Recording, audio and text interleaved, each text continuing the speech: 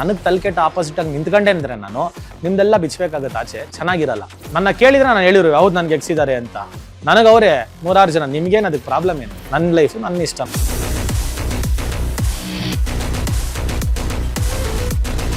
ಬೇರೆಯವ್ರು ಏನಾದರೂ ಬೆಳಿತಾವ್ರೆ ಚೆನ್ನಾಗಿ ಹೋಗ್ತಾವ್ರೆ ಅಂದರೆ ಪಾಪ ತಡ್ಕೊಳಕ್ಕಾಗಲ್ಲ. ದಿನ ರಾತ್ರಿ ಎಣ್ಣೆ ಹೊಡ್ಕೊಂಡು ಯೋಚನೆ ಮಾಡ್ತಾರೆ, ಇವ್ನು ಹೆಂಗೆ ಕೆಳಗಾಕೋದು, ಏನು ಮಾಡೋದು. ಪಾಪ ಅವ್ರದ್ದು ಟೈಮ್ಗಳು ಯೂಸ್ ಮಾಡಿರ್ತಾರೆ ಅದರಲ್ಲಿ. ಮಾಡಲಿ, ತೊಂದರೆ ಇಲ್ಲ. ನೀವು ಮಾಡಿದಷ್ಟು ನಾನು ಬೆಳಿತೀನಿ, ಮಾಡ್ಕೊಳ್ರ.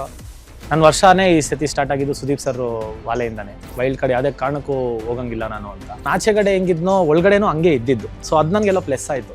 ಇವಾಗ ನಾನು ಒಳಗಡೆ ಹೋಗ್ಬಿಟ್ಟು ಸಡನ್ನಾಗಿ ಏನೋ ಗೊತ್ತಿಲ್ಲದಿರೋ ಥರ ಡೌಗಳು ಮಾಡಿದರೆ ಅದು ಹೋಗ್ದಿರೋರು. ಇವನು ವಾಟರ್ ಇದ್ದಂಗೆ ಎಲ್ಲರ ಹತ್ರನೂ ಮಿಂಗಲ್ ಆಗೋಗ್ತಾನೆ, ಎಲ್ಲರನ್ನೂ ಚೆನ್ನಾಗಿ ಇಟ್ಕೊತಾನೆ. ಆ ಥರ ಒಂದು ನಾನು ಅಷ್ಟು ಒಳ್ಳೆಯವನಲ್ಲ ಸರ್ ಅಂದೆ. ಸಡನ್ನಾಗಿ ಬಂದು ಜಗಳ ಆಡ್ರಿ ಅಂದರೆ ಆಗಲ್ಲ ಅದು. ಬಟ್ ಇವ್ರು ಜಗಳ ಮಾಡಿಸ್ತಾರೆ. ಸ್ಕ್ರಿಪ್ಟ್ ಮಾಡಿ ನೀವು ಈ ಥರ ಮಾಡ್ರಿ, ನೀವು ಈ ಥರ ಹೇಳ್ರಿ. ನಾನು ಹನುಮಂತು ಮೇಲೆ ಟಾಸ್ಕ್ ಆಡಿ ಗೆಲ್ತೀನಿ ಅಂದರೆ ನೀವೇ ಬೈತಿದ್ರಿ, ಇವನ್ಗೇನು ಬಂದೆ ದೊಡ್ಡರಾಗ ಅವ್ನ ಮೇಲೆ ಹೋಗಿ ತೋರಿಸ್ತಾವ್ ಪೌರುಷ ಪ್ರತಾಪ ಅಂತ. ಟಾಸ್ಕ್ ಹಾಕೊಂಡು ಹೊಡೆಯೋಕ್ಕೂ ಆಗಲ್ಲ. ಅವ್ನ ಆನ್ ಮಾಡಿದ್ರು ನೋಡೋದಾ ಇವನ್ ಮೇಲೆ ತೋರಿಸ್ತಾವ್ ಇಂಥ ವೇಸ್ಟ್ ಇವನು ಅಂತಾರೆ. ಯಾವ್ದಾನ ಅಲ್ಲಿ ಹುಡುಗನ್ ಕರ್ಕೊಂಬಂದು ನೀವು ನಿಲ್ಸಿದ್ರೆ ಗೆಲ್ಸಿರೋರ ಸೈಲೆಂಟ್ ಮಾಸ್ಟರ್ ಮೈಂಡ್. ಆಮೇಲೆ ಅವ್ನು ಯಾವತ್ತೂ ಹೇಳ್ದವ್ನು ಅಲ್ವಲ್ಲ, ನಾನು ಇನ್ನೋಸೆಂಟು, ನಾನು ಒಳ್ಳೆಯವನು ಅಂತ ಎಲ್ಲ ಹೇಳೋನು. ನೀವುಗಳೇ ಅದನ್ನ ಅವ್ನು ಇನ್ನೋಸೆಂಟು ಅಂತ ಅನ್ಕೊಂಡ್ರೆ ಹೊರತು ಅವ್ನು ಯಾವತ್ತೂ ಹೇಳ್ದವನಲ್ಲ. ಎಲ್ರಿಗೂ ನಮಸ್ಕಾರ. ಇವತ್ತು ನಮ್ಮ ಜೊತೆ ಇರುವಂತಹ ಗೆಸ್ಟ್, ಆಬ್ವಿಯಸ್ಲಿ ನೀವೆಲ್ಲರೂ ಕೂಡ ಗೆಸ್ಟ್ ಮಾಡೇ ಇರ್ತೀರಾ. ಬಿಗ್ ಬಾಸ್ ಮುಗಿತಾ ಇದೆ ಅಂತಂದ್ರೆ ಅಲ್ಲಿರುವಂತಹ ಕಂಟೆಸ್ಟೆಂಟ್ಸ್ಗಳನ್ನೇ ನಾವು ಇಂಟರ್ವ್ಯೂ ಮಾಡೋದು.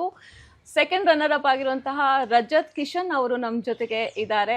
ಅವ್ರನ್ನ ಕಾರ್ಯಕ್ರಮಕ್ಕೆ ಸ್ವಾಗತಿಸೋಣ. ರಜತ್, ನಮ್ಮ ಕಾರ್ಯಕ್ರಮಕ್ಕೆ ಸ್ವಾಗತ. Hi ma'am, thank you so much. Firstly sorry ಕೇಳ್ತೀನಿ, ಪಾಪ ನಿಮಗೆ ತುಂಬಾ ಕಷ್ಟ ಕೊಡ್ತಾ ಇದ್ದೀವಿ. ಇಲ್ಲ ಪರವಾಗಿಲ್ಲ. ಇದಕ್ಕೆ ಅಲ್ವಾ ನಾವು ಇಷ್ಟು ಕಷ್ಟಪಟ್ಟಿದ್ದು. ಪರವಾಗಿಲ್ಲ. ಓಕೆ, ಫಸ್ಟ್ ಕ್ವೆಶನ್ ಬರೋದು ನನಗೆ ಯಾಕೆ ಅಂತ. ಪಾಪ ಎಲ್ಲಾ ಕಡೆ ವಿನ್ ಆಗ್ತೀನಿ ಅಂತ ಎಲ್ಲ ಶೋಲು ಹೋಗ್ತೀರಾ.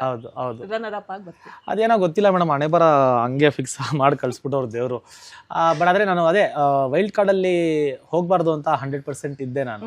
ವೈಲ್ಡ್ ಕಾರ್ಡ್ ಯಾವುದೇ ಕಾರಣಕ್ಕೂ ಹೋಗಂಗಿಲ್ಲ ನಾನು ಅಂತ. ಸ್ಟಾರ್ಟಿಂಗಲ್ಲೂ ಫೋನ್ ಬಂದಿತ್ತು, ಅದೇನೋ ಸ್ವಲ್ಪ ನನ್ನ ಮಾತುಕತೆಯಲ್ಲಿ ಮಿಸ್ ಆಯಿತು. ತಿರ್ಗಾ ವೈಲ್ಡ್ ಕಾರ್ಡ್ಗೂ ಬಂತು, ನಾನು ಬರಲ್ಲ ಅಂತ ಮಾತುಕತೆ ಆಯಿತು. ಆಮೇಲೆ ಸುದೀಪ್ ಸರ್ ಈ ಥರ ನೆಕ್ಸ್ಟ್ ವರ್ಷದಿಂದ ಮಾಡ್ತಾರೋ ಇಲ್ಲ ಅನ್ನೋ ಡೌಟು ತುಂಬ ಓಡಾಡ್ತಾ ಇತ್ತು ಆಚೆ. ಸೊ ನಾನು ಒಂದು 4-5 ಕಡೆ ಕೇಳ್ಕೊಂಡೆ. ಅದು ಇನ್ನೂ ಕನ್ಫರ್ಮ್ ಆಗದಿರೋದಕ್ಕೆ ಇಲ್ಲಪ್ಪ ಅವರು ಇದ್ದಾಗಲೇ ಹೋಗಿ ಬಂದ್ಬಿಡೋಣ ನಾವು ಶೋಗೆ, ಇಲ್ಲ ಅಂದರೆ ಅಕಸ್ಮಾತ್ ನೆಕ್ಸ್ಟ್ ವರ್ಷ ಮಾಡಿಲ್ಲ ಅಂದರೆ ಯಾರು ಬರ್ತಾರೋ ಏನು ಕತೆನೋ, ಆಮೇಲೆ ಸುದೀಪ್ ಸರ್ನ ಮಿಸ್ ಮಾಡ್ಕೊಂಡಂಗೆ ಆಗುತ್ತೆ ಅನ್ನೋದು ಒಂದು ಮನಸ್ಸಲ್ಲಿ ತುಂಬ ಇತ್ತು. ಸೊ ಅದಕ್ಕೇ ವೈಲ್ಡ್ ಕಾರ್ಡ್ ಆಯಿತು, ಸರಿ ಹೋಗೋಣ ಅಂತ ಡಿಸೈಡ್ ಮಾಡಿ ಹೋಗಿದ್ದು.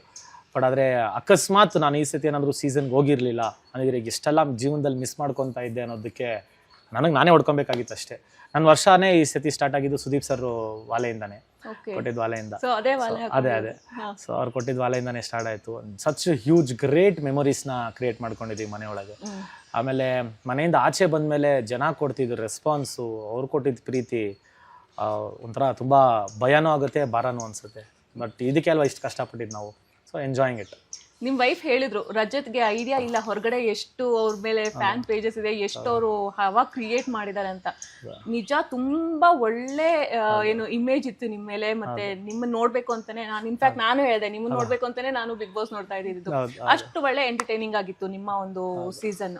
ಸೊ ಸುದೀಪ್ ಸರ್ ಕೂಡ ಹೇಳಿದ್ರು ನೀವು ಬಂದಿರಲಿಲ್ಲ ಅಂದ್ರೆ ಆ ಒಂದು ಎಲಿಮೆಂಟ್ ಮಿಸ್ ಆಗ್ತಾ ಇತ್ತು. ಸೊ ಇದೆಲ್ಲ ನೋಡ್ತಾ ಹೋದ್ರೆ ಎಲ್ಲೋ ಒಂದ್ ಕಡೆ ಶೋಗೆ ನೀವೇ ಜೀವ ತುಂಬಿದ್ರೇನೋ ಅಂತ ಅನ್ಸುತ್ತೆ. ಇಲ್ಲ ಮೇಡಮ್, ಆ ಥರ ಏನಿಲ್ಲ. ಬಟ್ ಆದರೆ ಶೋ ತುಂಬ ಹ್ಯೂಜ್ ಶೋ ಅದು. ನಾನು ಹೋಗೋವಾಗಲೇ ಡಿಸೈಡ್ ಆಗಿ ಹೋಗಿದ್ದೇನು ಅಂದರೆ, ನಾನು ಅಕಸ್ಮಾತ್ ಕಾಲಿಡ್ತಾ ಇದ್ದೀನಿ ಫಿನಾಲೆಗಂತೂ ಬರ್ತೀನಿ, ಅದಕ್ಕಿಂತ ಮುಂಚೆ ಬರೋ ಕಂಟೆಸ್ಟೆಂಟ್ ಅಂತೂ ನಾನಲ್ಲ. ಬಟ್ ಆದರೆ ಅದೇ ನಾನು ಆಚೆಗಡೆ ಹೆಂಗಿದ್ನೋ ಒಳಗಡೆನೂ ಹಂಗೆ ಇದ್ದಿದ್ದು. ಸೊ ಅದು ನನಗೆಲ್ಲ ಪ್ಲಸ್ ಆಯಿತು. ಇವಾಗ ನಾನು ಒಳಗಡೆ ಹೋಗ್ಬಿಟ್ಟು ಸಡನ್ನಾಗಿ ಏನೋ ಗೊತ್ತಿಲ್ಲದಿರೋ ಥರ ಡೌಗಳು ಮಾಡಿದರೆ ಅದು ಹೋಗ್ದಿರೋರು. ಸೊ ನಾನು ಆಚೆಗಡೆ ಹೆಂಗಿದ್ನೋ ಒಳಗಡೆ ಹಂಗಿದ್ನಲ್ಲ. So it happened. ಏನ್ ಮಿಸ್ ಆಗ್ತಾ ಇತ್ತು? ನೀವು ಹೇಳಿದ್ರಿ ಸುದೀಪ್ ಸರ್ ಬಗ್ಗೆ ಅದೊಂದು ಮಿಸ್ ಆಗುತ್ತೆ ಅಂತ. ಬಟ್ ಸಪೋಸ್ ನೀವೇನಾದ್ರು ಈ ಸೀಸನ್ ಬಂದಿರಲಿಲ್ಲ, ನೆಕ್ಸ್ಟ್ ಸೀಸನ್ ಫುಲ್ ಫ್ಲೆಡ್ಜ್ ಆಗಿ ಫಸ್ಟ್ ಡೇ ಇಂದಾನೆ ಹೋಗಿದ್ರು, ನೀವೇನ್ ಮಿಸ್ ಮಾಡ್ಕೊಳ್ತಾ ಇದ್ರಿ ಅಂತ? ಅದೇ ಹೇಳ್ಬೇಕು ಅಂದ್ರೆ ಇವನು ಆವತ್ತು ಅದೇ ಟೇಬಲ್ ಅಲ್ಲಿ ಇದ್ದಿದ್ದು. ನಾವೆಲ್ಲ ಕೂತ್ಕೊಂಡಿದ್ದಾಗ ನನಗೆ ಹೇಳಿದ್ದೇನು ಅಂದ್ರೆ, ಇನ್ನೊಂದು ವರ್ಷ ಸುಮ್ಮನೆ ಕೂತ್ಕೋಬೇಕಲ್ವಾ ನೀನು, ಇನ್ನೊಂದು ವರ್ಷ ಏನ್ ಕೆಲಸ ಮಾಡ್ತೀಯಾ, ಸೊ ಸುಮ್ಮನೆ ಕೂತ್ಕೊಳ್ಳೋ ಬದಲು ಹೋಗು, ವೈಲ್ಡ್ ಕಾರ್ಡ್ ಆದ್ರೂ ಪರವಾಗಿಲ್ಲ, ನೆಕ್ಸ್ಟ್ ವರ್ಷದಿಂದ ಸುದೀಪ್ ಇವನೇ ತಲೆಗುಳ್ಳ ಬಿಟ್ಟಿದ್ದು ನನಗೆ, ಸುದೀಪ್ ಸರ್ ಬರಲ್ಲ ಅದು ಇದು ಅಂತ. ನಾನು ಅದಕ್ಕೆ ಹೌದಾ ಅನ್ಕೊಂಡು ಡಿಸೈಡ್ ಮಾಡ್ಕೊಂಡು ಇವಾಗ ಹೋಗಿದ್ದಕ್ಕೆ ಅಲ್ವಾ ನನಗಿಂತ ಒಂದು ಹ್ಯೂಜ್ ರೆಸ್ಪಾನ್ಸ್ ಆಚೆ ಸಿಕ್ಕಿದ್ದು, ಆ ಪ್ರೀತಿ. ಆಮೇಲೆ ಸುದೀಪ್ ಸರ್ ಹೆಗಲ್ ಮೇಲೆ ಕೈ ಹಾಕಿ ಒಳ್ಳೊಳ್ಳೆ ಮಾತುಗಳು ನನಗೆ ಹೇಳಿದ್ದಾರೆ. ಸೊ ಅದನ್ನೆಲ್ಲ ಪಾಲಿಸ್ಕೊಂಡು ನೆಕ್ಸ್ಟು ಏನಿದೆಯೋ I will come out with a surprise. ಹೌದಾ? ಓಕೆ. ನಾನು ಅಬ್ಸರ್ವ್ ಮಾಡಿರೋ ಹಂಗೆ ಬಿಗ್ ಬಾಸ್ ಮನೆಯಲ್ಲಿ ಸುದೀಪ್ ಸರ್ಗೆ ನಿಮ್ಮಷ್ಟು ಲವ್ ಯು ಅಂತ ಹೇಳಿದ್ದು ಯಾರು ಇಲ್ಲ. ಅಷ್ಟು ಪ್ರೀತಿನ ಸುದೀಪ್ ಸರ್ ಅಂದ್ರೆ ನಿಮ್ಗೆ? ಅವು ಅವ್ರನ್ನ ನಾನು ಅದನ್ನೇ ಹೇಳ್ದಂಗೆ ಆಲ್ಮೋಸ್ಟ್ ನಾನು ಎಲ್ಲಾರು ಮೀಟ್ ಮಾಡಿದ್ದೀನಿ ಇಂಡಸ್ಟ್ರಿಯಲ್ಲಿ. ಆಲ್ಮೋಸ್ಟ್ ಎಲ್ಲಾರು ಮೀಟ್ ಮಾಡಿದ್ದೀನಿ. ಮೀಟ್ ಮಾಡಿಲ್ದೇ ಇದ್ದಿದ್ದು ಸುದೀಪ್ ಸರ್ನೇ. ಅದು ಎಂತೆಂದೋ ಚಾನ್ಸ್ ಸಿಗೋದು, ಇನ್ನೇನು ಮೀಟ್ ಮಾಡಬೇಕಾಗಿತ್ತು, ಆಗ್ತಿರ್ಲಿಲ್ಲ. ನಾನು ಅದು ಮೊನ್ನೆನೂ ಸರ್ಗೆ ಹೇಳಿದೆ, ಸರ್ ನಾನು ನಿಮ್ಮನ್ನ ಬೇರೆ ಮೂಲಕ ಮೀಟ್ ಮಾಡಬೇಕು ಅಂದಾಗ ಸರ್ ನನಗೊಂದು ಮಾತು ಹೇಳಿದ್ರು, Rajat never get introduced in a wrong way, get introduced through your work ಅಂದರು. ಅದೆಷ್ಟು ದೊಡ್ಡ ಮಾತಲ್ವಾ? ಇವಾಗ ನೋಡಿ, ನಾನು ಅವ್ರಿಗೆ ಬೇರೆ ಕಡೆಯಿಂದ ಪರಿಚಯ ಆಗಿದ್ರು ನನ್ಗೆ ಈ ಬಾಂಡಿಂಗ್ ಬರ್ತಾ ಇರಲಿಲ್ಲ ಸರ್ ಹತ್ರ. ಇಲ್ಲ ಸರ್ ನನ್ನ ಈ ಥರ ಅಂತ ಗೊತ್ತಾಗ್ತಿರ್ಲಿಲ್ವಲ್ಲ, ಹೆಗಲ್ ಮೇಲೆ ಕೈ ಹಾಕೋರ್ಗೂ ಮಾಡ್ತಿರಲಿಲ್ಲ ಸರ್. ಸೊ ಆ ಒಂದು ಪ್ರೀತಿ ಸಿಕ್ತು ಸರಿಂದ. ನನ್ನ ಕೆಲಸ ಮೂಲಕ ನಾನು ಪರಿಚಯ ಆಗಿದ್ದಕ್ಕೆ ಸರ್ ಇಸ್ ಲೈಕ್, ನಾನು ಇದೀನಿ ಮಗ, ನಡೆಯೋ ನಿನ್ನ ಮುಂದೆ ಅನ್ನೋ ಥರ ನಾನು ಮಾಡಿಸ್ಕೊಂಡಿದ್ದೀನಿ ಅವ್ರ ಹತ್ರ. ಅದೊಂದು ಹ್ಯೂಜ್ ಕನಸು ನಂದು ಸರ್ ಹತ್ರ. ಅವ್ರ ಪಕ್ಕ ನಿಂತ್ಕೊಂಡು ನಾನು ಸ್ಟಾರ್ಟ್ ಆಗಿಲ್ಲ madam. Such huge great personality. So I admire him a lot. Gifts ಕೊಟ್ಟಿದ್ದಾರೆ ನಿಮ್ಗೆ, ಉಂಗುರ ಕೊಟ್ಟಿದ್ದಾರೆ, ಜಾಕೆಟ್ ಗಿಫ್ಟ್ ಕೊಟ್ಟಿದ್ದಾರೆ.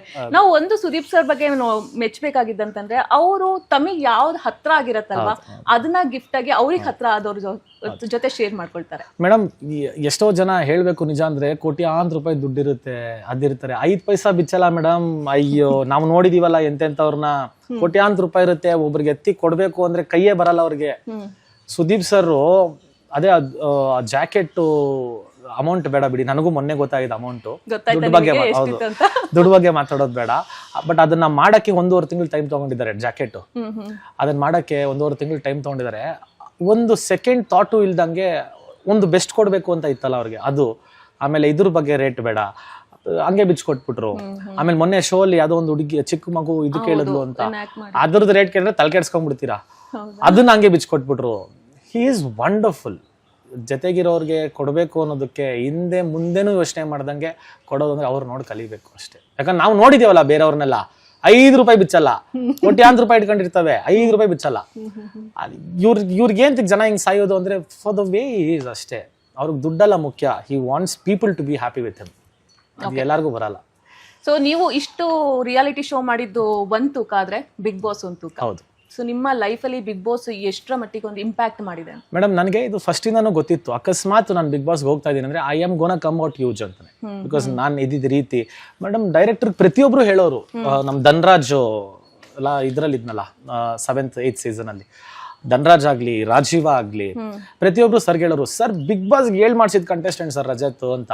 ಅವ್ರಿಗೆಲ್ಲೋ ಒಂದು ಡೌಟ್ ಇತ್ತು, ಯಾಕಂದ್ರೆ ನನ್ನ ಪಾರ್ಟಿಗಳಲ್ಲಿ ನೋಡಿರೋದು ನಮ್ಮ ಡೈರೆಕ್ಟರ್ನು. ಅವ್ರಿಗೆ ಏನು ಮನ್ಸಲ್ಲಿತ್ತು ಅಂದ್ರೆ, ಇವನು ವಾಟರ್ ಇದ್ದಂಗೆ ಎಲ್ಲಾರ ಹತ್ರನು ಮಿಂಗಲ್ ಆಗೋಗ್ತಾನೆ, ಎಲ್ಲಾರನ್ನೂ ಚೆನ್ನಾಗಿ ಇಟ್ಕೊಂತಾನೆ, ಆ ತರ ಒಂದ್ ನಾನು ಅಷ್ಟು ಒಳ್ಳೆಯವನಲ್ಲ ಸರ್ ಅಂದೆ. ನೀವು ಅನ್ಕೊಂಡ್ರೆ ಅಷ್ಟು ಒಳ್ಳೆಯವನಲ್ಲ ಸರ್ ನಾನು, ಯಾರು ಸರ್ ನಿಮ್ಗೆ ನನ್ನ ಬಗ್ಗೆ ಇಷ್ಟು ಒಳ್ಳೇದು ಹೇಳಿದ್ದಾರೆ ಅಂತ.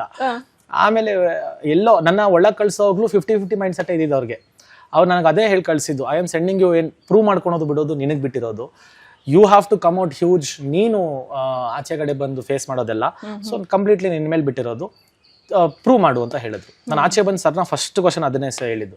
ಹಿ was like, you have done what more we expected, ಆಚೆ ಬಾ ನಿನ್ಗೆ ಗೊತ್ತಾಗುತ್ತೆ ಅಂದ್ರು.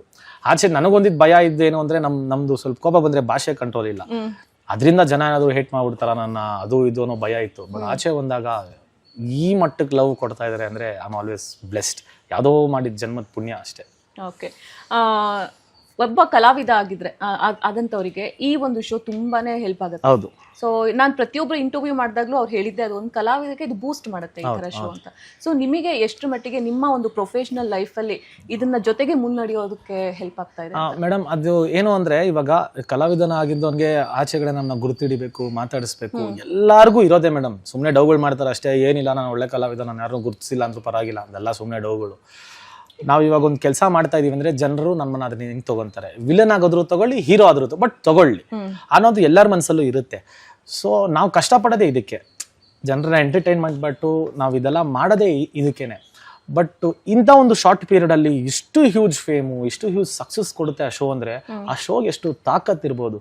ನಂಬರ್ 1 ರಿಯಾಲಿಟಿ ಶೋ, ಆಮೇಲೆ ಅದನ್ನ ನಡೆಸೋರ್ಗೆ ಎಷ್ಟು ತಾಕತ್ತಿರ್ಬೇಕು. ಏನ್ ಮೇಡಮ್, ಆಚೆಗಡೆ ನೀವು ನೋಡೋದು 1.5 ಅವರ್ ಮೇಡಮ್, 2,000 ಜನ ಕೆಲಸ ಮಾಡ್ತಾರೆ ಬಿಗ್ ಬಾಸ್ ಅಲ್ಲಿ.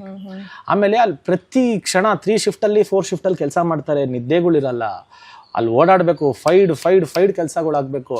ನಾನು ಇದನ್ನ ಹೇಳ್ಬೋದಲ್ಲ ಗೊತ್ತಾ, ನಾನು ಕ್ಯಾಪ್ಟನ್ ಆಗಿದ್ದಾಗ ಫ್ಲೆಶ್ ಅಲ್ಲಿ ಏನಾಗಿರುತ್ತೆ, ನಾವ್ ಬಿಡ್ತೀವಲ್ಲ ಹ್ಯಾಂಡ್ ಸ್ಪ್ರೇದು, ಅದು ಬಿದೋಗಿತ್ತು. ಸರಿ ಯಾವುದೋ ಒಂದು ಟಾಸ್ಕ್ ಇತ್ತು ಆಚೆ, ಎಲ್ಲ ಬ್ಲೈಂಡ್ಸ್ ಎಲ್ಲ ಡೌನ್ ಮಾಡಿಬಿಡ್ತಾರೆ ನಮಗೆ. ಮೇಡಮ್ ಆಚೆ ಬಂದು ಒಳಗೆ ಬಂದು ನೋಡ್ತೀನಿ ಅದು ರೆಡಿ ಆಗಿದೆ. ಅಂದ್ರೆ ದೇ ಆರ್ ಸೋ ಫಾಸ್ಟ್. ನಾನು ಹೇಳೂ ಇಲ್ಲ ಅವ್ರಿಗೆ, ಈ ತರ ಬಿದೋಗಿದೆ, ಈ ತರ ಆಗಿದೆ ಅಂತ ಹೇಳೂ ಇಲ್ಲ. ಎಲ್ಲ ಕಂಪ್ಲೀಟ್ ಚೆಕ್ ಮಾಡಿ ಎಲ್ಲ ಮಾಡೋದಿದೆಯಲ್ಲ, ಐ ಮೀನ್ ಎಷ್ಟು ಹ್ಯೂಜ್ ವರ್ಕರ್ಸ್ ಇದ್ದಾರೆ ಅದರಲ್ಲಿ. Hats off to them. ಈ ಕ್ವೆಶನ್ ನಾನು ಯಾರಿಗೂ ಕೇಳಿಲ್ಲ, ಬಿಕಾಸ್ ನನಗೆ ಕೇಳ್ಬೇಕಂತ ಅನ್ಸಿರ್ಲಿಲ್ಲ. ನೀವು ನಿಮ್ಮ ಹತ್ರ ಕೇಳಿದ್ರೆ ನನಗೆ ಈ ಆನ್ಸರ್ ಕರೆಕ್ಟಾಗಿ ಸಿಗುತ್ತೆ ಅನ್ನುವಂತಹ ಒಂದು ನಂಬಿಕೆ ನನಗೆ. ಸ್ಕ್ರಿಪ್ಟೆಡ್ ಅಂತ ಹೇಳ್ತಾರೆ. ಬಿಕಾಸ್ ಯಾಕೆ ಹೇಳಿಲ್ಲ ಅಂತಂದ್ರೆ ಎಲ್ಲರೂ ಒಂದು ಸ್ವಲ್ಪ ಬಟರ್ ಹಾಕ್ಬಿಟ್ಟು ಹೇಳೋದೆಲ್ಲ ಮಾಡ್ತಾರೆ, ಬಟ್ ನೀವು ಆ ಥರ ಮಾಡಲ್ಲ ಅಂತ ನಾನು ನಿಮ್ಮನ್ನು ಕೇಳ್ತಾ ಇದ್ದೀನಿ. ಎಷ್ಟರ ಮಟ್ಟಿಗೆ ಅವರು ತಪ್ಪು ತಿಳ್ಕೊಂಡಿದ್ದಾರೆ ಇದು ಸ್ಕ್ರಿಪ್ಟೆಡ್ ಅಂತ ಹೇಳ್ಬಿಟ್ಟು ಅಂತ? ಮೇಡಮ್ ನಿಜ ಹೇಳ್ಬೇಕು ಅಂದ್ರೆ ನಮ್ಮಂತ ವ್ಯಕ್ತಿಗಳನ್ನ ಒಳಗೋಗಿ ಕೂಡಾಕಿ ಅದನ್ನ ಮೇಂಟೈನ್ ಮಾಡೋದು ಎಷ್ಟು ಕಷ್ಟ ಇದೆ ಗೊತ್ತಾ. ನಾವು ಹೇಳಿದ ಮತ್ತೆ ಕೇಳೋರಲ್ಲ ಮೇಡಮ್ ನಾವು. ಇವಾಗ ಏನಾದ್ರು ಒಂದು ವಿಷಯ ಹೇಳ್ತಾರೆ ಅಂದ್ರೆ ಈ ನಡಿ ನಾವು ಮಾಡಲ್ಲ ಅಂದ್ಬಿಡ್ತೀವಿ. ನನ್ನ ಇಷ್ಟು ದಿನ ಆಚೆ ಇಕ್ಕಿ ಇದೆ ಶೋ ಇಂದ, ಅದಕ್ಕೆ ಇವ್ನು ಹೇಳಿದ ಮಾತು ಕೇಳಲ್ಲ, ಇವನು ಮಾತಾಡ್ತಾನೆ ಹೆಂಗೆ ಅಂತಾನೆ ನನ್ನ ಆಚೆ ಇಕ್ಕಿ ಶೋ ಅಲ್ಲಿ. ಬಟ್ ನಮ್ಮಂತವ್ರನ್ನ ಅಲ್ಲಿ ಕರ್ಕೊಂಡಾಗ ನಮ್ಗೆ ದಿನಕ್ಕೆ 5 ಕೊಡ್ತಾ ಇದ್ ಸಿಗರೇಟು, 5 ಸಿಗರೇಟು. ನಾವ್ ಆಚೆ ಇದ್ದಾಗ ರಾಜ ಇದ್ದಂಗೆ ಇದ್ವಿ, ಕಣ್ಣಿಗೆ ಏನ್ ಬೇಕು ಏನ್ ದುರಾಂಕಾರ ಆಡ್ತಾ ಇದೀವಿ ನಾವು ಆಟಗಳು. ಒಳಗಡೆ ಹೋಗಿ ಭಿಕ್ಷೆ ಬೇಡ್ಕೊಂಡ್ಬಿಟ್ಟಿದೀವಿ. ಅದಂತ ಅದ್ ಹೇಳಿದ್ರು ನಿನ್ನೆ. ಹೌದು. ಸೊ ಅದರ ಒಂದು ಕೊಡಿ ಸರ್, ದಯವಿಟ್ಟು ಕೊಡಿ, ನಮ್ ಕೈಲಿ ಆಗ್ತಾ ಇಲ್ಲ ಅಂತ. ಬಟ್ ಆದ್ರೆ ಅಲ್ಲಿ ಸ್ಕ್ರಿಪ್ಟೆಡ್ ನಾನ್ ಸ್ಕ್ರಿಪ್ಟೆಡ್ ಅಂದಾಗ ನಿನ್ನೆ ಒಂದು ಒಳ್ಳೆ ಕ್ವಶನ್ ಬಂತು ಪ್ರೆಸ್ ಮೀಟ್ ಅಲ್ಲಿ. ಅಲ್ಲಿ ಒಬ್ರು ಹೇಳ್ತಾರೆ, ಅದೇ ಇವಾಗ ಐಶು ಇವರು ಬೆನ್ನು ಉಚ್ತಾ ಇರ್ತಾಳೆ ಯಾರೋ ಒಂದು ಟಾಸ್ಕ್ ಅಲ್ಲಿ, ಭವ್ಯ. ಅವಾಗ ಐಶು ಬಂದು ಅದನ್ನ ನೋಡಿ ತಲೆ ಸುತ್ತಿ ಸ್ವಿಮ್ಮಿಂಗ್ ಪೂಲ್ ಅಲ್ಲಿ ಬೀಳ್ತಾಳೆ. ಸೊ ನಾವ್ ಹಂಗ ಮಾಡಿದಾಗ ನಿಮ್ಗೆ ಈಸಿಯಾಗಿ ಕಾಣಿಸ್ತು ಸ್ಕ್ರಿಪ್ಟೆಡ್ ಅಂತ. ಮೇಡಮ್ ಇವಾಗ ನಿಮ್ ಜೊತೆ ನಾನು ಚೆನ್ನಾಗಿದ್ದೀನಿ, ಸಡನ್ ಆಗಿ ಜಗಳ ಆಡೋದ್ರೆ ಆಡಕ್ಕಾಗಲ್ಲ. ನಾವು ತಿಕ್ಲುಗಳಲ್ಲ, ನಮಗೂ ಒಂದು ಮೆಂಟಾಲಿಟಿ ಇರುತ್ತೆ, ನಮಗೂ ಒಂದು ಎಮೋಷನ್ ಅಂತ ಬರ್ಬೇಕು. ಆತರ ಜಗಳ ಆಡಕ್ಕೂ ಆಗಲ್ಲ ನಾವು. ಆಮೇಲೆ ಈಗ ಸಡನ್ ಆಗಿ ಬಂದು ಜಗಳ ಆಡ್ರಿ ಅಂದ್ರೆ ಆಗಲ್ಲ ಅದು. ಬಟ್ ಇವ್ರು ಜಗಳ ಮಾಡಿಸ್ತಾರೆ. ಹೆಂಗ್ ಮಾಡಿಸ್ತಾರೆ? ಇವಾಗ ನನಗೆ ಒಬ್ಬ ಆಪೋಸಿಟ್ ಆಗಲ್ಲ, ಅವನಂದ್ರೆ ಕಿಡಿಕಾರ್ತಾ ಇರ್ತೀನಿ ನಾನು. ಏನ್ ಮಾಡ್ತಾರೆ, ಒಂದು ಟಾಸ್ಕ್ ಕೊಡ್ತಾರೆ, ನನ್ನ ಅವನು ಆಪೋಸಿಟ್ ಆಗ್ತಾರೆ. ಅಲ್ಲಿ ಹೊಡೆದಾಡ್ತೀವಿ ನಾವು, ಹೊಡೆದಾಡ್ಲೇಬೇಕು ನಾವು. ನಮಗೂ ಒಂದ್ ಮೇಲೆ ಇರುತ್ತೆ, ಅವನಿಗೂ ನಮ್ಮ ಮೇಲೆ ಇರುತ್ತೆ. ಅಲ್ಲೇನಾದ್ರೂ ಒಂದು ಟಾಸ್ಕ್ ಅಲ್ಲಿ ಆಗುತ್ತೆ, ಅವಾಗ ಜಗಳ ಆಡ್ತೀವಿ, ಅದು ಕಂಟೆಂಟ್ ಹಂಗ್ ಬರುತ್ತೆ. ಸೊ ಅದನ್ನ ಕ್ರಿಯೇಟ್ ಮಾಡ್ತಾರೆ, ಪ್ಲಾನ್ ಮಾಡಲ್ಲ ಇವ್ರು. ಅಂದ್ರೆ ಸ್ಕ್ರಿಪ್ಟ್ ಮಾಡಿ ನೀವ್ ಈ ತರ ಮಾಡ್ರಿ, ನೀವ್ ಈ ತರ ಹೇಳ್ರಿ. ಮೇಡಮ್ ಜನರನ್ನ ನೋಡೇ ನಾನು 70 ದಿವಸ ಆಯ್ತು ಮೇಡಮ್ ಒಳಗಡೆ. ಮಾಸ್ಕ್ ಹಾಕೊಂಡ್ ಬರ್ತಾರೆ, ಮಾಸ್ಕ್ ಹಾಕೊಂಡ್ ಓಡೋಗ್ಬಿಡ್ತಾರೆ. ಯಾರು ಮಾತಾಡ್ಸಂಗಿಲ್ಲ. ಒಳಗ್ ಬಂದಾಗ ಮಾತಾಡ್ಸ್ರೆ ಆಚೆ ಕಳಿಸ್ಬಿಡ್ತಾರೆ, ಏನು ಮಾತಾಡ್ಸಂಗಿಲ್ಲ. ನಾವು ಒಂದ್ಸತಿ ಕಂಟೆಸ್ಟೆಂಟ್ಸ್ ಎಲ್ಲ ಬಂದಿದ್ರಲ್ಲ, ನಾನು ಸುಮ್ನೆ ಕೇಳ್ಕೊಂಡೆ ಹೆಂಗಿದೆ ಆಚೆ ಕಡೆ. ಪಾಪ ಮಾನಸ ಬಾಯ್ ಬಿಟ್ಬಿಟ್ಲು, ಸಕ್ಕತ್ತಾಗಿದೆ, ನಿಮ್ಗೆ ಹ್ಯೂಜ್ ರೆಸ್ಪಾನ್ಸ್. ಬಂದು ತುಬಕ್ಕಂತ ಹೋಗ್ರು ಬಿಗ್ ಬಾಸ್, ನೀವು ಅಂತವ್ರು ಇಂಥವ್ರು ಹಿಂಗೆ ಆಚೆ ಕಳಿಸ್ಬಿಡ್ತೀನಿ ನಿಮ್ನ ಅಂತಲ್ಲ. ನಾನು ಯಪ್ಪ ದೇವ್ರೆ, ಆತರ ಅಷ್ಟು ಸ್ಟ್ರಿಕ್ಟ್ ಆಗಿ ನಡೆಸೋ ಶೋ ಅದು. ಸ್ಕ್ರಿಪ್ಟ್ ಮಾಡಿದ್ರು ಈ ಮಜಾ ಸಿಗಲ್ಲ ನಿಮ್ಗೆ.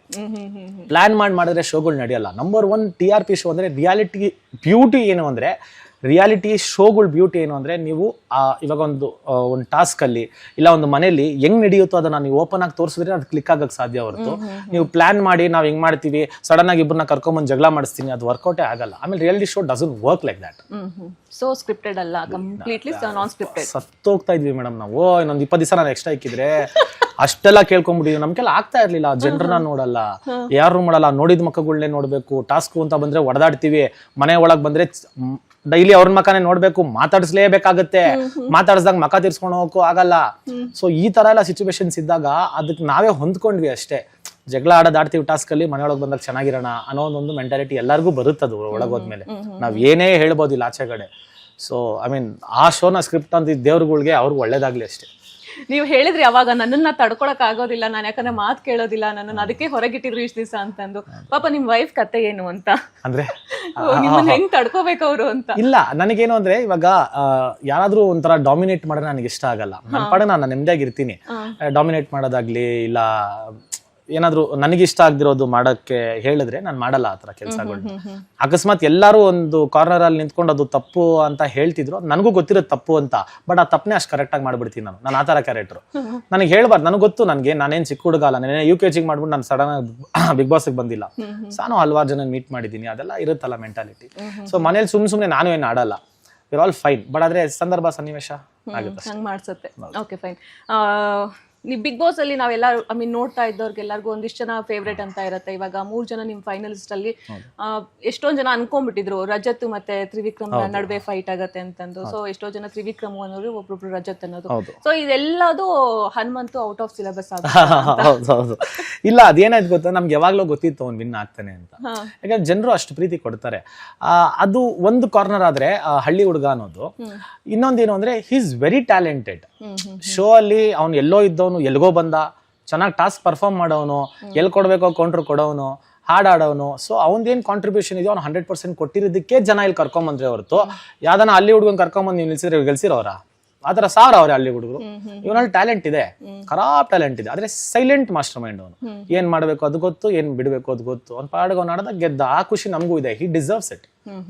ಗಾಂಧೀಜಿಗೆ ಇದ್ದಿದ್ರು ಗೆಲ್ತಾರಂತ ಅದೊಂದ್ ಮಾತು ಎಷ್ಟು ವೈರಲ್ ಆಗ್ಬಿಟ್ಟಿದೆ ಅಂತಂದ್ರೆ ಎಷ್ಟು ಮೀಮ್ಸ್ ಪೇಜ್ ಅಲ್ಲಿ ಅದ್ ಬಂದಿದೆ ಗೊತ್ತಾ. ಹೌದು, ಅದಿಲ್ಲ ಮೇಡಮ್. ಅವ್ನ್ ಏನು ಮಾಡಕ್ಕಾಗಲ್ಲ. ಅವ್ನು ಹಂಗೆ ಅವನು ಯಾರು ನಿಂತಿದ್ರು ಸೋತಿರೋರು ಅವ್ನ ಮುಂದೆ. ಸೊ ಇವಾಗ ಯೋಚನೆ ಮಾಡಿ ನೀವೇ, ಇವಾಗ ನಾನು ಒಳಗೆ ಹೋಗಿದ ತಕ್ಷಣ ನಾನು ಹನುಮಂತು ಆಪೋಸಿಟ್, ನಾನು ಹನುಮಂತು ಮೇಲೆ ಟಾಸ್ಕ್ ಆಡ್ ಗೆಲ್ತೀನಿ ಅಂದ್ರೆ ನೀವೇ ಬೈತಿದ್ರಿ, ಇವನ್ಗೇನ್ ಬಂದೆ ದೊಡ್ಡರಾಗ ಅವ್ನ ಮೇಲೆ ಹೋಗಿ ತೋರಿಸ್ತಾನ ಪೌರುಷ ಪ್ರತಾಪ ಅಂತ. ಸೊ ಅವ್ನ ಮೇಲೆ ಹಂಗ್ ಮಾಡಕ್ಕೂ ಆಗಲ್ಲ ನಾವು. ಬರೋ ಹೊಡೆದಾಡೋಣ ಟಾಸ್ಕ್ ಅಲ್ಲಿ ಅಂತ ಹೇಳಕ್ಕೂ ಆಗಲ್ಲ, ಅಲ್ಲೂ ಮಾಡಕ್ಕಾಗಲ್ಲ. ಸೈಲೆಂಟ್ ಆಗಿ ಇದ್ಬಿಟ್ಟು ನೋಡಿ ಇವ್ನು ಹಿಂಗೆ ಹಿಂಗೆ ಅಂತ ಅವ್ನು ಆಪೋಸಿಟ್ ಹೋಗಕ್ಕಾಗಲ್ಲ. ನಮ್ಮ ಮನೆ ಬರೋಕೆ ನಾವು ಒಳಗೆ ಇವ್ನ್ ಹೆಂಗಪ್ಪ ಮಾತಾಡ್ಸೋದು ಅಂತ ನಾವೆಲ್ಲ ಯೋಚನೆ ಮಾಡಿ ಟಾಸ್ಕ್ ಹಾಕೊಂಡು ಹೊಡೆಯಕ್ಕೂ ಆಗಲ್ಲ. ಅವ್ನ ಆನ್ ಮಾಡಿದ್ರು ನೋಡೋದ ಇವನ್ ಮೇಲೆ ತೋರಿಸ್ತಾವ ಎಂತ ವೇಸ್ಟ್ ಇವನು ಅಂತಾರೆ. ಅದನ್ನು ಮಾಡಕ್ ಆಗ್ತಿರ್ಲಿಲ್ಲ, ಆಪೋಸಿಟ್ ಮಾತಾಡಕ್ ಆಗ್ತಿಲ್ಲ. ಅವ್ನೇನಾದ್ರು ಹೇಳ್ದಾಗ ನಗಾಡೋದು, ಸುಮ್ಮನೆ ಕೂತ್ಕೊಳ್ಳೋದು, ಇಷ್ಟೇ ಮಾಡೋದಾಯ್ತು ನಾವು. ಇನ್ನೇನ್ ಬೇರೆ ದಾರಿ ಇರ್ಲಿಲ್ಲ ನಮ್ಗೆ. ಓಕೆ, ಈಗ ಹನುಮಂತನ ಹೇಳ್ತಾರೆ ಎಲ್ಲರೂ ಇನ್ನೋಸೆಂಟ್ ಅಲ್ಲ ಅವರು. ಹನುಮಂತ ಇನ್ನೋಸೆಂಟ್ ಅಲ್ಲ ಮೇಡಮ್, ಅದು ಅವ್ನಿಗೆ ಗೊತ್ತು. ಆಮೇಲೆ ಅವ್ನು ಯಾವತ್ತು ಹೇಳ್ದವ್ನ ಅಲ್ವಲ್ಲ ನಾನು ಇನ್ನೋಸೆಂಟು, ನಾನು ಒಳ್ಳೆಯವನು ಅಂತ ಎಲ್ಲ ಹೇಳೋನು. ನಂದು ಐತ್ರಿ, ನನ್ ಕತೆ ಐತ್ರಿ, ನಮ್ದು ಐತ್ರಿ ಅಷ್ಟೇ ಹೇಳೋದವನು. ಸೊ ಅವನೇನು ಇನ್ನೋಸೆಂಟ್ ಅಲ್ಲ, ಹಿ ಇಸ್ ವೆರಿ ಕ್ಲೆವರ್. ಆಮೇಲೆ ನೀವುಗಳೇ ಅದನ್ನ ಅವ್ನು ಇನ್ನೋಸೆಂಟು ಅಂತ ಅನ್ಕೊಂಡ್ರೆ ಹೊರತು ಅವ್ನು ಯಾವತ್ತೂ ಹೇಳ್ದವನಲ್ಲ ನಾನು ಇನ್ನೋಸೆಂಟು, ನನಗೇನು ಗೊತ್ತಿಲ್ಲ ಅಂತ ಯಾವತ್ತು ಹೇಳಿದಾನ ಅವನು. ಅವ್ನಿಗೆಲ್ಲ ಗೊತ್ತು. ಸೊ ಅವ್ನು ಯಾವತ್ತೂ ಅದನ್ನ ಹೇಳ್ಕೊಂಡಿಲ್ಲ. ನೀವು ಅದನ್ನ ಮಿಸ್ ಥಾಟ್ ಮಾಡ್ಕೊಂಡು ನೀವೇ ಹೇಳ್ಕೊಂಡ್ರಿ ಹೊರತು ಅವ್ನು ಯಾವತ್ತೂ ಹೇಳಿಲ್ಲ. Is very clever. ಓಕೆ, ಈಗ ಧನರಾಜ್ ಜೊತೆಗೂ ನಿಮ್ದು ಒಂದ್ ಸ್ವಲ್ಪ ಕ್ಲಾಶ್ ಆಗಿತ್ತು. ಅದಾದ್ಮೇಲೆ ಇಬ್ರು ಸರಿ ಹೋದ್ರಿ. ನೀವು ಹೊರಗಡೆ ಬಂದ್ಮೇಲೂ ಕೂಡ ಒಳ್ಳೆ ಫ್ರೆಂಡ್ಶಿಪ್ ಬಾಂಡಿಂಗ್ ಇಟ್ಕೊಳ್ಳೋಣ. ಸೊ ಬಂದ್ಮೇಲೆ ಮಾತಾಡಿದೆಲ್ಲ ಆಯ್ತಾ ಅವ್ರ ಜೊತೆಗೆ? ಇಲ್ಲ, ಇವತ್ತು ಬೆಳಗುನು ಮಾಡಿದ್ದ ಪಾಪ. ಇನ್ನೊಂದು 4-5 ದಿವಸದಲ್ಲಿ ಒಂದು ಪಾರ್ಟಿ ಇತ್ತು. ಸೊ ಅದಕ್ಕೆಲ್ಲ ಪ್ಲಾನ್ ಮಾಡ್ತಾ ಇದ್ವಿ. ಅದು ಅದೇ ಒಳಗಡೆ he's a very good human being. But ಆದ್ರೆ ಅಲ್ಲಿ ಒಳಗಡೆ ಯಾರು ಎತ್ಕೊಟ್ಟಿರೋದಕ್ಕೆ ಪಾಪ ಇವ್ನು ನಮ್ಮ ಹತ್ರ ಬಂದ. ಅದಿರ್ಲಿಲ್ಲ ಅಂದ್ರೆ ನಾನು ಒಂದು ತುಂಬಾ ಚೆನ್ನಾಗಿದ್ವಿ. ಆಮೇಲೆ ನಾನು ಆ ಲೆವೆಲ್ಗೆ ಹೋಗ್ಬಾರ್ದಾಗಿತ್ತು. ಬಟ್ ಸುಮ್ನೆ ಕೆದ್ಕೋನು ಆ ಚುಚ್ಚು ಮಾತುಗಳಾಡ್ರೆ ನನ್ಗೆ ಆಗಲ್ಲ. ಅದು ಕಳಪೆ ಬೇರೆ ಕೊಡ್ತಾವನೆ. ಎಲ್ಲ ಮಾತುಕತೆ ನನ್ ಪಡಕ್ ನಾನು ಸುಮ್ನೆ ಕೂತಿಂತೀರಾ ಕಳಪೆ ಕೊಡ್ತಾವ್. ಅಲ್ಲಿ ಸ್ವಲ್ಪ ಟ್ರಿಗರ್ ಆಗೋಯ್ತು. I should have controlled, but that's okay. Okay, troll ಪೇಜಸ್ಗಳ ಬಗ್ಗೆ ನಿಮಗೆ ಏನು ಥಾಟ್ ಇದೆ? ಏನ್ ಅನ್ಸುತ್ತೆ ನಿಮ್ಗೆ? ದೇವ್ರು ನಿಮ್ ಚೆನ್ನಾಗಿಕ್ಕಿರ್ಲಿ. ಅದು ಎಲ್ಲಿಂದ ನೀವು ಈ ತರ ಕ್ರಿಯೇಟಿವ್ ಆಗಿ ಯೋಚನೆ ಮಾಡ್ತೀರಾ? ಇಲ್ಲ ನೀವು ಇರೋದೇ ಕ್ರಿಯೇಟಿವ್ ಈ ತರ. ಆಮೇಲೆ ಒಂದೊಂದಕ್ಕೂ ಏನು ಯಾವ್ದ್ಯಾವ್ದಕ್ಕೂ ಸಂಬಂಧ ತಗೊಂಬಂದು ಎಷ್ಟು ಕ್ರಿಯೇಟಿವ್ ಆಗಿ ಯೋಚನೆ ಮಾಡಿ ಅದಕ್ಕೆ ಅಂತ ಟೈಮ್ ಸ್ಪೆಂಡ್ ಮಾಡಿ ನಮ್ನ ಇಷ್ಟು ಬ್ಯೂಟಿಫುಲ್ ಆಗಿ ತೋರಿಸ್ತೀರಾ. ಒಂದು ಕೆಟ್ಟದಾಗಲ್ಲದು ತೋರಿಸ್ಲಿ, ಒಳ್ಳೇದಾದ್ರು ತೋರಿಸ್ಲಿ, ಬಟ್ ಆ ಪೇಷನ್ಸ್ ಇದೆಯಲ್ಲ, ಆ ಕ್ರಿಯೇಟಿವ್ ಮೈಂಡ್ ಇದೆಯಲ್ಲ, ಅದಕ್ಕೆ ಹ್ಯಾಟ್ಸ್ ಆಫ್ ಹೇಳ್ಬೇಕು ಅವ್ರಿಗೆ. ಆಮೇಲೆ ತಕ್ಕ ಮಟ್ಟಿಗೆ ನನ್ನ ಚೆನ್ನಾಗಿ ತೋರಿಸಿದ್ದಕ್ಕೆ ನಿಮ್ಗೆ ಧನ್ಯವಾದಗಳಪ್ಪ. ನಿಮ್ನಂತ ಆಪೋಸಿಟ್ ಹಾಕೋಣ ಧೈರ್ಯ ಯಾವನ್ಗೈತೆ ಕರ್ನಾಟಕದಲ್ಲಿ? ಆಗಲ್ಲ. Thank you. ಇದ್ರ ಜೊತೆಗೆ ಇನ್ನೊಂದು ಕೇಳ್ಬೇಕು ನಾನು. ನಿಮ್ಮ ಎಕ್ಸ್ ಗರ್ಲ್ ಫ್ರೆಂಡ್ ಫೋಟೋ ಹಾಕ್ಬಿಟ್ಟು ಅದೊಂದು ದೊಡ್ಡ ಒಂದು ಇಶ್ಯೂ ಕ್ರಿಯೇಟ್ ಮಾಡಿ ಎಲ್ಲೋ ಒಂದ್ ಕಡೆ ಒಳ್ಳೆ ಫೀಲ್ ಅಲ್ಲಿ ಇರ್ತೀರಾ, ಗುಡ್ ಮೂಡ್ ಅಲ್ಲಿ ಇರ್ತೀರಾ, ಈ ತರದ್ ಒಂದಿಷ್ಟು ನ್ಯೂಸ್ಗಳು ಹೊರಗೆ ಬಂದ್ಬಿಡುತ್ತೆ. ಏನ್ ತೊಂದ್ರೆ ಇಲ್ಲ ಮೇಡಮ್. ಮಾಡೋರು ಯಾರು ಅಂತ ನನಗೆ ಗೊತ್ತು, ಮಾಡಿರೋದು ಯಾರು ಅಂತ ನನಗೆ ಗೊತ್ತು. ಅವಳು ಒಂದ್ ಹೆಂಗ್ಸೆ, ಈ ತರ ಬಿಡ್ರಿ. ನಂದು ಏನಾದ್ರೂ ಹಾಕೊಳ್ಳಿ, ಅವಳು ನಂದ್ರೆ ಏನಾದ್ರೂ ಮಾಡ್ಕೊಳ್ಳಿ. ಬಟ್ ಇದ್ರಲ್ಲೂ ಒಂದು ಹುಡುಗಿ ಜೀವ ಇದೆ, ಅವಳದೊಂದು ಹೆಸರು ಇರುತ್ತೆ, ಅವಳದೊಂದು ಫ್ಯಾಮಿಲಿ ಇರುತ್ತೆ, ಅವಳಿಗೆ ಅಂತ ಒಂದು ನೇಮ್ ಇರುತ್ತೆ. ಈ ತರ ಇದ್ದಾಗ ಇಂಥ ಚೀಪ್ ಕೆಲ್ಸಗಳಿಗೆ ಕೈ ಹಾಕೋದು ಒಂದು ಚೀಪ್ ಮೆಂಟಾಲಿಟಿ ಇರೋಳು ಅಂತ ಗೊತ್ತಾದಾಗ ಅವ್ರಿಗೆಲ್ಲ ಇಲ್ಲಿಂದಾನೇ ಒಂದು ನಮಸ್ಕಾರ ಹೊಡಿಬೇಕಷ್ಟೇ. ಬಟ್ ಆದ್ರೆ ಇನ್ನ ಮಾಡ್ಕೊಳ್ಳಿ, ಏನ್ ತೊಂದ್ರೆ ಇಲ್ಲ. ನನ್ನೇ ಕೇಳಿದ್ರೆ ಇನ್ನು ಒಳ್ಳೆ ಫೋಟೋಗಳೇ ಕಳ್ಸಿರುವೆ 4-5 ಎಕ್ಸ್ಟ್ರಾ. ಬಟ್ ಆದ್ರೆ ಪ್ರಾಬ್ಲಮ್ ಏನಾಗೋಯ್ತು ಅಂದ್ರೆ ಇನ್ನೊಂದು ಹುಡುಗಿ ಇದ್ದಾಳಲ್ಲ, ಅವಳದು ಒಂದು ಲೈಫ್ ಇರುತ್ತೆ. ಸೊ ಈ ತರ ಮಾಡೋದು ಎಷ್ಟು ಮಟ್ಟಿಗೆ ಸರಿ ಅಂತ ಅವ್ರವರೇ ತಿಳ್ಕೊಬೇಕು. ನಾನು ಅದನ್ನೇ ಹೇಳ್ತಾರದು, ನಂದು ಒಂದು ಚೂರು ನನ್ಗೆ ತಲೆನೋವೇ ಇಲ್ಲ, ಇನ್ನ ಮಾಡ್ಕೊಳ್ಳಿ, ನಾನು ಸಪ್ರೇಟಾ, ನಾನು ಮಾಡ್ಕೊಳ್ಳಿ, ತೊಂದರೆ ಇಲ್ಲ. ಬಟ್ ಅದ್ರಲ್ಲಿ ಒಂದು ಹುಡುಗಿ ಇರ್ತಾರೆ, ನಮಗೂ ಒಂದು ಫ್ಯಾಮಿಲಿ ಇರುತ್ತೆ, ನಮಗೂ ನಮ್ಮನ್ನ ಇಷ್ಟಪಡೋರು ಆಚೆ 1000 ಜನ ಇರ್ತಾರೆ. ಅವ್ರಿಗೆ ಯಾವ ತರ ಮೆಸೇಜ್ ಆಚೆ ಹೋಗ್ಬೋದು? ಈ ತರ ಎಲ್ಲ ಮಾತಾಡೋದು ಹೇಳೋದು ತಪ್ಪು. ಬಟ್ ನಾವೇನು ಮಾಡಿಲ್ಲ ಅಂತಲ್ಲ, ನಮ್ದು ಹಳೆ ಕಥೆಗಳಿದೆ ಜೀವನದಲ್ಲಿ. ನಾವು ಮನುಷ್ಯರೇ, ನಾವು ದೇವರಲ್ಲ. ದೇವ್ರುಗಳೇ ತಪ್ಪು ಮಾಡೋರು ಎಷ್ಟೋ ಸನ್ನಿವೇಶದಲ್ಲಿ, ಮನುಷ್ಯರಾಗಿ ತಪ್ಪು ಮಾಡೋದ್ರಲ್ಲಿ ಏನು ತಪ್ಪಿಲ್ಲ. ಸೊ ನಾನು ಹೇಳೋದೇನು ಅಂದರೆ, ದಯವಿಟ್ಟು ಯೋಚನೆ ಮಾಡಿ ನಿಮ್ಮ ಜೀವನದಲ್ಲಿ ಮಾಡ್ರಿ. ಯಾಕಂದ್ರೆ ನನಗೆ ತಲೆಕೆಟ್ಟ ಆಪೋಸಿಟಾಗಿ ನಿಂತ್ಕೊಂಡೆ ಅಂದರೆ ನಾನು ನಿಮ್ದೆಲ್ಲ ಬಿಚ್ಚಬೇಕಾಗತ್ತೆ, ಆಚೆ ಚೆನ್ನಾಗಿರಲ್ಲ. ಮಾಡಬೇಡ್ರಿ, ಇಂಥ ಕೆಲಸ ಮಾಡಬೇಡ್ರಿ ಅಷ್ಟೇ. ನನಗಿದ್ರಿಂದ ಏನು ಪ್ರಾಬ್ಲಮ್ ಆಗಲ್ಲ, ನನಗೇನು ಪ್ರಾಬ್ಲಮ್ ಆಗಲ್ಲ. ಬೇರೆಯವ್ರ ಲೈಫ್ ಇರುತ್ತೆ, ಅದ್ರ ಬಗ್ಗೆನೂ ಯೋಚನೆ ಮಾಡೋದು. ಇದ್ದಿದ್ದೇ ಉಂಟಂತೆ, ಮಾಡಿದ್ದೇ ಸತ್ಯ ಅಂತ ಅದ್ರ ಒಪ್ಕೊಳೋದ್ರೆ ನಾನು ಅದೇನು ತೊಂದರೆ ಇಲ್ಲ. ಬಟ್ ಮಾಡಬೇಡಿ. ನನ್ನ ಕೇಳಿದ್ರೆ ನಾನು ಹೇಳಿರು ಹೌದು ನನ್ಗೆ ಎಕ್ಸಿದ್ದಾರೆ ಅಂತ. ನನಗೆ ಅವರೇ 100 ಜನ, ನಿಮ್ಗೇನು ಅದಕ್ಕೆ ಪ್ರಾಬ್ಲಮ್ ಏನು? ನನ್ನ ಲೈಫು ನನ್ನ ಇಷ್ಟ, ನನಗೆ ಗೊತ್ತದು ಹಿಂಗೆ ಹ್ಯಾಂಡಲ್ ಮಾಡಬೇಕು ಅಂತ. ಬಟ್ ಆದರೆ ಯೋಚನೆ ಎಲ್ಲದೂ ಮಾಡಬೇಕಾಗುತ್ತೆ. ಫ್ಯಾಮಿಲಿದು ನಿಮಗೆ ಸಡನ್ ಆಗಿ ಏನೋ ನನಗೆ ಹೈಪ್ ಸಿಕ್ಬಿಡ್ತು, ನಾನು ಫೇಮಿಗೆ ಬಂದ್ಬಿಟ್ಟಿದ ತಕ್ಷಣ ಈ ಥರ ಕೆಲಸಗಳು ಮಾಡೋದು ತಪ್ಪು. ನಂದಾಗಿದ್ರೆ ಸೋಲ್ ಆಗಿದ್ರೆ ಏನಾದರೂ ಮಾಡ್ಕೊಳ್ಳಿ, ಬೇರೆ ಹುಡುಗಿರ ಬಗ್ಗೆ ಪಾಪ ಆ ಥರ ಮಾಡಬಾರ್ದು, ತಪ್ಪದು ತುಂಬ.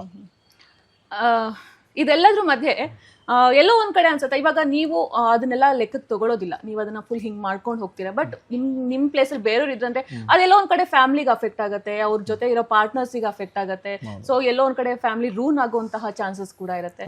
ಇದು ಒಂದು ವ್ಯಕ್ತಿ ಮೇಲೆ ಎಷ್ಟು ದೊಡ್ಡ ಪರಿಣಾಮ ಬೀಳಬಹುದು. ಅದನ್ನೇ ಹೇಳಿದ್ದು ಮೇಡಮ್, ತುಂಬಾ ಚೀಪ್ ಮೆಂಟಾಲಿಟಿ ಇರೋರ್ಗೆ ಏನ್ ಮಾಡಕ್ಕಾಗತ್ತೆ, ಕೀಳಕ್ ಕೆಲಸ ಇಲ್ಲ ಅವ್ರಿಗೆ. ಬೇರೆಯವ್ರು ಏನಾದರೂ ಬೆಳಿತಾವ್ರೆ ಚೆನ್ನಾಗಿ ಹೋಗ್ತಾವ್ರೆ ಅಂದರೆ ಪಾಪ ತಡ್ಕೊಳಕ್ಕಾಗಲ್ಲ. ಅವ್ರ ಕೈಲಿ ಏನೇನು ಮಾಡಬೇಕು, ಹೆಂಗೆಲ್ಲ ಮಾಡಬೇಕು, ಪಾಪ ದಿನ ರಾತ್ರಿ ಎಣ್ಣೆ ಹೊಡ್ಕೊಂಡು ಯೋಚನೆ ಮಾಡ್ತಾರೆ. ಇವ್ನು ಹೆಂಗೆ ಕೆಳಗೆ ಹಾಕೋದು, ಏನು ಮಾಡೋದು, ಪಾಪ ಅವ್ರದ್ದು ಟೈಮ್ಗಳು ಯೂಸ್ ಮಾಡಿರ್ತಾರೆ ಅದರಲ್ಲಿ. ಮಾಡಲಿ, ತೊಂದರೆ ಇಲ್ಲ, ನೀವು ಮಾಡಿದಷ್ಟು ನಾನು ಬೆಳಿತೀನಿ, ಮಾಡ್ಕೊಳ್ರ, ತೊಂದರೆ ಇಲ್ಲ. ಓಕೆ, ವಿಲನ್ ಆಗ್ಬೇಕು ಅನ್ನೋದು ನಿಮ್ದು ತುಂಬಾ ದೊಡ್ಡ ಆಸೆ ಇದೆ. ನೀವು ಮಂಜಣ್ಣ ಇಬ್ರು ಕೂಡ ಅನ್ಕೊಂಡಿದ್ರಿ ನಾನು ವಿಲನ್ ಆಗ್ತೀನಿ, ನೀನು ವಿಲನ್ ಆಗ್ತಾರೆ. ಸೊ ಅದ್ರ ಮೇಲೆ ಯಾವ ತರ ವರ್ಕ್ ಆಗ್ತಾ ಇದೆ ಏನೆಲ್ಲ? ಅದೇ ನಮ್ಗೊಬ್ರು ದೊಡ್ಡವರು ಒಂದು ಮಾತು ಕೊಟ್ಟಿದ್ದಾರೆ, ಅದು ಇನ್ನು ಶಾರ್ಟ್ಲಿ ಸರ್ಪ್ರೈಸ್ ಆಗಿ ನಾನು ಆಚೆ ಬರ್ತೀನಿ. ಅದೇ ಏನಿಲ್ಲ ಮೇಡಮ್, ಎಲ್ಲರಿಗೂ ಒಂದು ಇಂಡಸ್ಟ್ರಿಲಿ ಗಾಡ್ ಫಾದರ್ ಅಂತ ಬೇಕೇ ಬೇಕಾಗ್ತಾರೆ. ಸೊ ಆ ಥರ ನಮಗೆ ಸಿಕ್ಕಿದ್ದಾರೆ. And we know he is the best. ನಮಗೆ ಹೆಂಗೆ ತರಬೇಕು ಅಂತ ಅವ್ರು ಆಚೆ ನಮ್ಗೆ ಗೊತ್ತು. ಶಾರ್ಟ್ಲಿ ಒಂದು ಸರ್ಪ್ರೈಸ್ ಅಲ್ಲಿ ಆಚೆ ಬರ್ತೀನಿ. ಸೊ ಅವಾಗೂ ಹೇಳಿದ್ದು ಸೇಮ್ ಸರ್ಪ್ರೈಸ್ ಬಗ್ಗೆನೇ ಹೇಳಿದ್ರಾ? Okay fine. ಬಿಗ್ ಬಾಸ್ ಅಲ್ಲಿ ಇರೋವಾಗಲೇ ನಿಮ್ಗೊಂದು ಇನ್ನೊಂದು ರಿಯಾಲಿಟಿ ಶೋ ಅಲ್ಲಿ ಭಾಗವಹಿಸೋದಕ್ಕೆ ಒಂದು ಚಾನ್ಸ್ ಇತ್ತು. ಸೊ ಇವಾಗ ನೀವು ಅದ್ರಲ್ಲಿ ಬಿಸಿ ಆಗಿದ್ದೀರಾ. ಸೊ ಅದ್ರ ಬಗ್ಗೆ ಹೇಳಿ, ಹಾಗೆ ನೆಕ್ಸ್ಟ್ ನಿಮ್ಮ ಫ್ಯೂಚರ್ ಏನೇನು ಪ್ಲಾನ್ಸ್? ಏನಿಲ್ಲ ಮೇಡಮ್, ನಾನು ಜೀವನದಲ್ಲಿ ಇದು ಮಾಡಬೇಕು ಅದು ಮಾಡಬೇಕು ಅಂತ ಯೋಚನೆ ಮಾಡ್ಕೊಂಡು ಮಾಡೋದನ್ನಲ್ಲ. I take my life in a flow. So ಅದೇ ಥರನೂ ಇವಾಗಲೂ ತೊಗೊಂಡು ಹೋಗ್ತೀನಿ. ಇದೆ ನೆಕ್ಸ್ಟ್ ಶೋ ಬಂದು ಬಾಯ್ಸ್ ವರ್ಸಸ್ ಗರ್ಲ್ಸ್ ಮಾಡ್ತಾ ಇದ್ದೀವಿ. So I'm back again. ನಿಮ್ಮನ್ನ ಸದಾ ಎಂಟರ್ಟೈನ್ ಮಾಡೋಕ್ಕೆ ನಾನು ಪ್ರಯತ್ನ ಪಡ್ತಾನೆ ಇರ್ತೀನಿ ಅಂತ ಹೇಳಕ್ಕೆ ಇಷ್ಟಪಡ್ತೀನಿ. And thank you so much for the love and support you guys have given. I love you guys. Thank you so much Rajath sir. Sorry ನಿಮ್ಮ ಟೈಮ್ನ ಏನು ತೊಂದರೆ ಇಲ್ಲ, ಇದಕ್ಕೆಲ್ವ ನಾವು ಇಷ್ಟು ಕಷ್ಟಪಟ್ಟಿದ್ದು. And thank you so much, ನೀವು ಅಷ್ಟು ದೂರದಿಂದ ಬಂದು ನಿಮ್ಮ ಟೈಮ್ ಮಾಡಿದ್ದಕ್ಕೆ. And all the best you and your channel. ಒಳ್ಳೇದಾಗಲಿ, ಸಿಗೋಣ. ಸೊ ಇದಾಗಿತ್ತು ರಜತ್ ಅವರ ಮಾತು. ತುಂಬಾನೇ ಜಾವಿಯಲ್ ಆಗಿ ಮಾತಾಡ್ತಾರೆ, ಹಾಗೆ ತುಂಬಾ ಕನಸುಗಳನ್ನ ಇಟ್ಕೊಂಡಿದ್ದಾರೆ ವಿಲನ್ ಆಗಬೇಕು ಅಂತ. ಶೀಘ್ರದಲ್ಲೇ ಸರ್ಪ್ರೈಸ್ ಕೂಡ ಕೊಡ್ತೀನಿ ಅಂತ ಹೇಳಿದ್ದಾರೆ. ಈ ವಿಡಿಯೋ ಇಷ್ಟವಾದಲ್ಲಿ ಲೈಕ್ ಮಾಡಿ, ಕಮೆಂಟ್ ಮಾಡಿ, ಮತ್ತೆ ಶೇರ್ ಮಾಡಿ. ಹಾಗೆ ಇದೇ ರೀತಿಯಾದಂತಹ ಇಂಟ್ರೆಸ್ಟಿಂಗ್ ವಿಡಿಯೋಸ್ಗಳಿಗಾಗಿ ವಿಶ್ವವಾಣಿ ಟಿವಿ ಸ್ಪೆಷಲ್ ಯೂಟ್ಯೂಬ್ ಚಾನಲ್ನ ಸಬ್ಸ್ಕ್ರೈಬ್ ಮಾಡಿ. Thank you.